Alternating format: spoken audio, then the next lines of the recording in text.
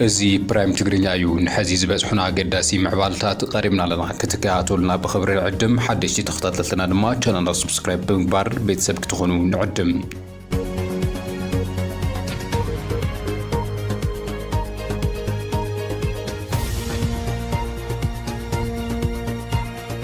فيلد مارشال برهان جولاح وحات كيتنقله إثيوبيا سلاماي تركبن عب زبللو صباح جتات إثيوبيا عب سمايات تግራይ كحنبባ محدارن نبرتي تزاريبم فيلد مارشال حالتات مكلخال سراويت إثيوبيا فيلد مارشال سراويتو عب لعلي تግራይ جونوسايد مفصام جمرلو بعال بمذكر مثل علوت امرارحا اتي سراويت عب بشفتو وانا ممرحي حيل اير اكيبو عب زفكروا المدرخ جنرال مغبي حيلك حديلو بمونجال زخصص خوينو تግራይ كحيداتنا ياكبلون تسمعيم كاب زفرم 3 عامات زوصرو علي بريتوريا ملؤ بملؤ كتجبرن عب منغو فيدرالن حوحاتن داغماي معبل زلو دبنا خنات مفتحي كجبرلو استفلالي مهوراتن سيفيل محبراتن عب زصوعلو زلو وان فيلد مارشال برهان جولا نتي وفرامي وعلي بريتوريا زخون حوحات كنقلالو وزبل ناي خنات اواج كم زسمعي زغل زلوم ازي دما اب منغو خلتهم حالتا زمعبل زلو ازيو حدغنيا مبرق افريكا كحمس زخل كونات كيجمر لعل سقات خوينلوم فيلد مارشال برهان جولان حوحات بتنكوساتات زخصص خوينو مكلاكيا ناب خونات كاتبو زخولو تغبارات بحوحات يفصم አለው ክብል خسيسم صمدو مس شعبيا ፈጢርኻ ደባት ምጥሓት ጸረህ ገመንግስት ይክብል ድማ خسيسم በቂ ናቸው ወደ ጦርነት ለመግባት በቂ ከበቂ በላይ ከሻዕቢያ ጋር ጽምዶ ብሎ ቦርደር ሰብሮ መሄድ እኮ ጸረ ህገ መንግስት ነው ተፈናቃይ አለቅም እነን ተሸክሞ ካልገባ ማለት እኮ ጸረ ህገ መንግስት ነው ጸረ ፕሪቶሪያ ነው ኃይል ማሰልጠን እኮ ጸረ ፕሪቶሪያ ነው ዲዲአር ወጣ ወታደር መመለስ እኮ ጸረ ፕሪቶሪያ ነው ፋኖ ጥይትና እቅድ ሰጥተ ኢትዮጵያን እንዲበጠብጥ አማራ ክልል እንዲበጠብጥ መላክ እኮ ነው ጸረ ፕሪቶሪያ ነው ይሄ ሁሉ ግን እያየን ነው ወደ ጦርነት ያልገባ ነው ዳግም መከላከያ ሰራዊት የቆመው ለሰላም ለልማት ለብሔራዊ ጥቅም ለኢትዮጵያ ብሔራዊ ጥቅም ነው የቆመው ኢትዮጵያ ህዝብም መከላከያ ሰራዊት ወዳጆችም ይሄን ልትረዱልን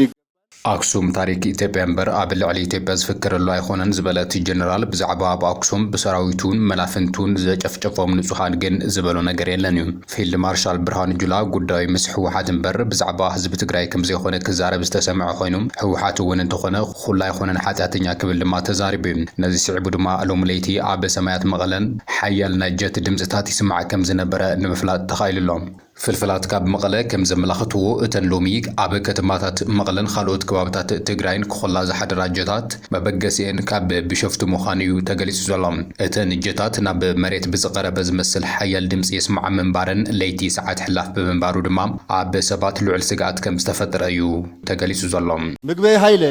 እጅ ብንሰጥ እኮ አይምሩንም ብሎ ሲናገር በሚዲያ ጓዶች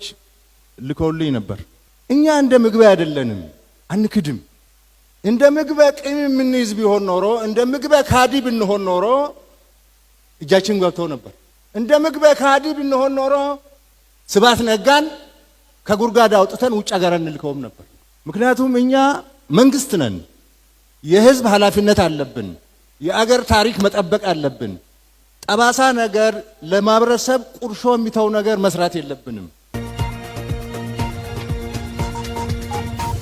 ازي خمزلنا هلو حوحات اب ጉዳይ ጽምዶ መላሽቦም ህወሓት በፌደራል መንግስቲ ዝቀርበሉ ክሲ መላሽ ዝሃበ ኮይኑ እቲ በፌደራል ዝቀርበሉ ብዛዕባ ጽምዶ ዝምልከት ጉዳይ ጸለመ እዩ ክብል አቀባሊ ቃል ህወሓት ዝኾነ ሚካኤል አስጎዶም ገሊጹም እቲ ጸለመ ዝበሎ ርክብ ትግራይን ኤርትራን መንግስቲ ፌደራል ውዕሊ ፕሪቶሪያን መፍራስ ዝጥቀመሉ ዘሎ መደራደሪ ሓሳብ ክብል ድማ መላሽ ይብሉ ወሲኹ ድማ ህወሓት ህዝብን ህዝቢ ዝግበር ርክብ ኣዝዩ ከም ዝድግፍ እዩ ገሊጹ ዘሎ ፌደራል ተሓታቲ ከይኸውን ነቲ ርክብ ፕሮፓጋንዳ ከመሉ አሉ ዝበለ ህወሓት ነቲ ርክባት ህዝብ ምስ ህዝብ እንበር ምስ መንግስቲ አይኾነን ክብል ድማ ተዛሪቡ ምስ መንግስቲ ኤርትራ ሓቢሩ ይሰርሕ ይዝብል ጸለመ ሕዘ ይኮነን ተጀሚሩ ብዙሕ ገይሩ እዩ እዚ ጸለመ እዩ ነቲ ውዕሊ ፕሪቶሪያ ንምፍራስ ዝኸዶ ዘሎ መንገዲ መደራደርቲ ሓሳብ እዩ ዝቀርበሉ ዘሎ እንተ ዘይኮይኑ ዝኾነ ኣካል ምስ ሻዕብያ ወይ ምስ መንግስቲ ኤርትራ ድርድር እንትገብር ወይም ደግሞ ድርድር ዝገብር ዘሎ ምዃኑ ርክብ ዝገብር ዘሎ ምዃኑ መረጋገጽ ሓሳብ የብሎም እዚኣ ዘምጽዋ በታ ውዕል ፕሪቶሪያ ተጠርኒፎም አፍተን ውዕል ፕሪቶሪያ ዝተፈራረምናለን ነጥብታት ስቲገሮም ከይሰርሑን ውዕል ፕሪቶሪያ ብዘይ ምፍጻም ተሓተት ትኸይሆንን ዝመጽ ዘሎ መደራደሪ ሓሳብ ምዃኑ መግለጽ ተዋሂብዎ እዩ ይኹን እምበር ካብ ወገን ሻዕብያ ኣብ ትግራይ ዘሎ ፖለቲካዊ ኢድኣታውነት ኣዝዩ ንሓየለ መምጽኡ ተዓዘብቲ ገልጾም ካብዚ ሓሊፉ እውን ኣብ ትግራይ ዘለዉ ላዕለዎት መራሕቲ ቅዋሞም ከፍልጡ እንተዘይኮይኑ ድማ ክቕንጸሉ ካብ ኣስመራ መናፍሕ ሻዕብያ ዘስምዕዎ ፕሮፓጋንዳ ዝስምዓ እኳ እንትኾነ ሻዕብያ ኣብ ፖለቲካ ትግራይ ኢዱ ኣእትዩ እናፈትፈተ ከም ዘሎ እውን ይግለጽ እዮም እዚ ድማ ኣብ ትግራይ ከቢድ ሸቕሎት ከም ዝፈጠረ ካብ ወገን እቶም ሰብ ዋና ጽምዶ ይግለጽ ኣሎ ኣብዚ ጉዳይ እዚ ምላሽ ዝሃበ ኣብ ጽምዶ ምስሳይ ዓብይ ብጽሒት ዝነበሮ ጣፊ ማሕበራዊ ሚድያ ዝኾነ ብርሃነ ገብረ ገርግስ ሰብ ዝሳነ ሰብ እቲ ፖለቲካዊ ኢድኣታውነት ከም ዘይድግፎ እዩ ገሊጹ ዘሎ ኣነ ፐርሰናሊ ኣብቲ ናይ ኤርትራ ፖለቲክስ ኢደ ከእቶ ይደልን ጽምዶ ክስጉም ተኮይኑ ቅድሚት ኦንሊ ኣብ ማሕበራዊ ጉዳያት ህዝቢ ምስ ህዝቢ ኣብ ዘቀራርቡ ጉዳያት ኢደ ኣብ ናይ ፖለቲክስ ኤርትራ ወይ ከዓ ኣብ ናይ ኤርትራ ፖለቲካ ከየተኮ ክጸል እየ ዝደሊ ጀስት ከምኡ ክኸውን ኣለዎ ብወገን ኤርትራውያን ኣሕዋትና እውን እቲ ናይ ትግራይ ፖለቲክስ ንትግራይ ገዲፎም ኦንሊ ኣብቲ ህዝቢ ትግራይን ህዝቢ ኤርትራን ዘቀራርብ ነገር ጥራሕ ተሰርሑ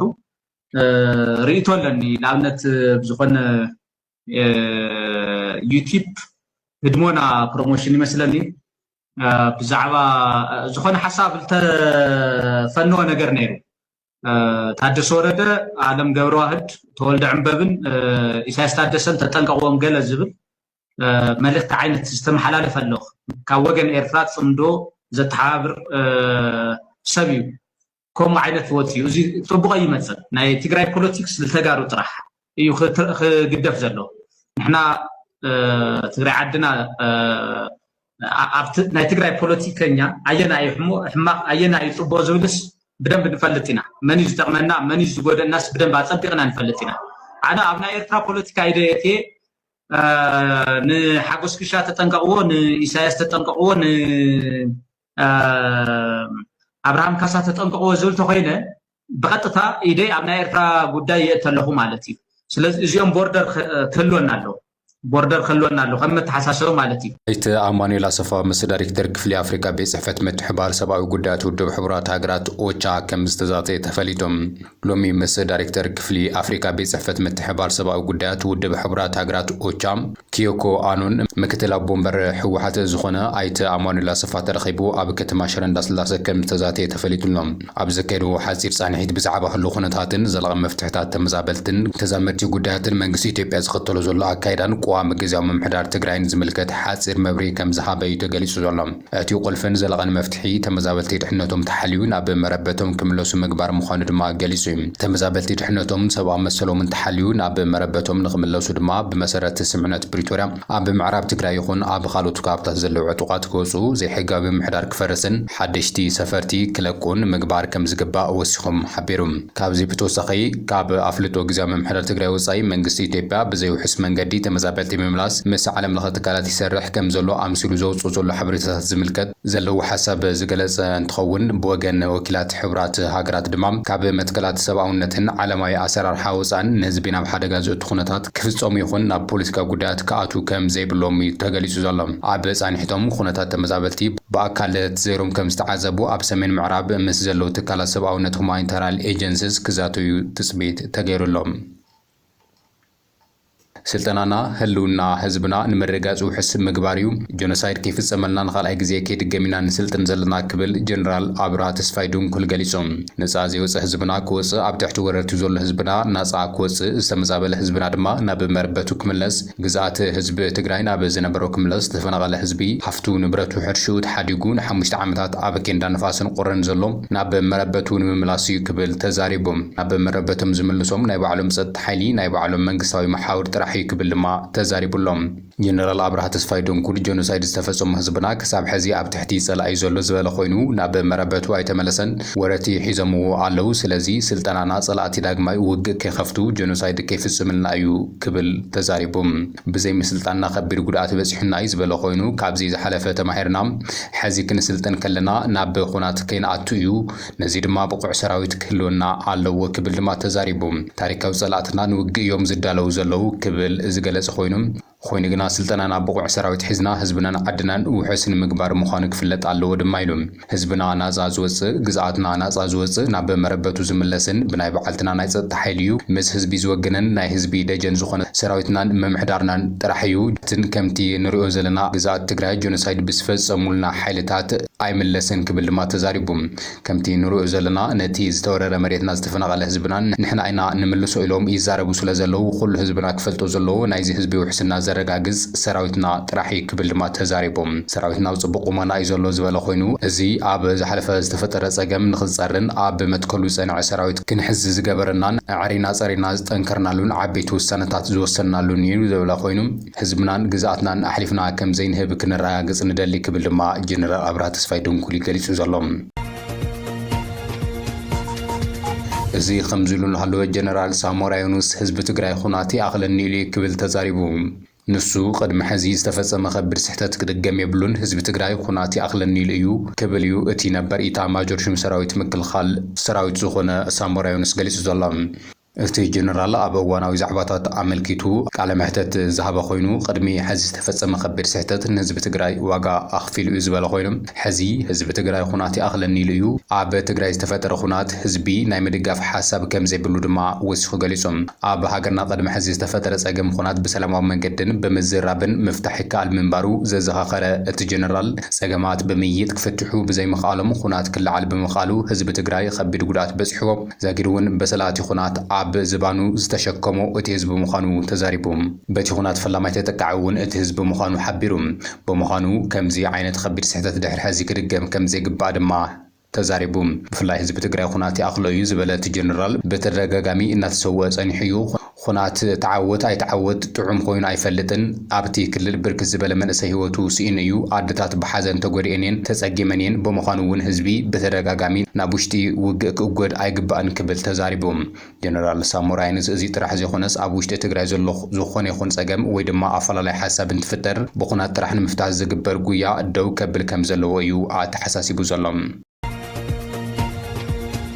እታ ኣብ ሕድሕድ ውግእ ተሸሚማ ትርከብ ሱዳን ካብ ኣሜሪካ ተስፋ ዝህብ ድምፂ ተሰሚዑሎም ኣብ ሱዳን ንሰለስተ ኣዋርሒ ዝጸንሕ ስምምነት ደው ምባል ተኽሲ ክፍረም ከም ዝኾነ ድማ ተገሊጹሎም ነዚ ዝገለጸ ኣማኻሪ ፕሬዚደንት ኣሜሪካ ትራምፕ ዝኾነ ማሳድ ቦሉስ እዩ ኣማኻሪ ጉዳያት ኣፍሪካ ማሳድ ቦሉስ ክልቲኦም ወገናት ብተናጸል ከም ዘዘራረቦም እዩ ገሊጹ ዘሎ ኣብ ርክቦም ድማ ክልቲኦም ወገናት ንስምምነት ደው ምባል ተኽሲ ከም ዝተስማዕምዑ እዩ ሓቢሩ ዘሎ ብቀጥታ ይኹን ብተዘዋዋሪ ኣይተራኸቡን ኣሜሪካ እያ ብተናጸል ኣዘራሪባቶም ግን ድማ ክስማዕምዑ ተስፋ ይገብር ክብል ማሳድ ቦሉስ ተዛሪቦም እዚ ዝርዝር ስምምነት ንምውድዳእ ትኹረት ኣሜሪካ እዩ ይብል እቲ ኣማኻሪ ድሕሪ እቲ ስምምነት ሰብኣዊ ሓገዛት ንትሽዓተ ወርሒ ዝቐጽል ውዕሊ ንኽተፈራርሞም እውን ኣሜሪካ ተሊማላ ክብል እቲ ኣማኻሪ ፕሬዚደንት ትራምፕ ገሊጹ ዘሎ ኣሜሪካ ሓዊሱ ቱርኪ ሕብረት ኣውሮፓን ኳታርን ኣብ ምሽምጋል ተጸሚደን ከም ዘለዋ ጸብጻባት ይሕብሩሎም ኣሜሪካ ብሱዳን ክልተ መንግስቲ ከም ዘይትድግፍ ብግልጺ ካብ ዝተቐምጥ ጸኒሑ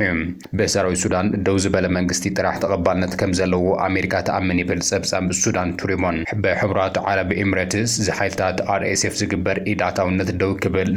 ንጽውዕ ዝበለ ኮይኑ ማሳድ ቦሉስ ዳዕመ ሰሪዕ ኣብ ሱዳን ኣልፋሽር ኣብ ውሽጢ መዓልታት ኣስታት ልዕሊ 200 ንጹሃን ምጭፍጫፉ ስዕቡ እውን ካብ ኣሜሪካዊ ግዘት ኣጋጢሞ እዩ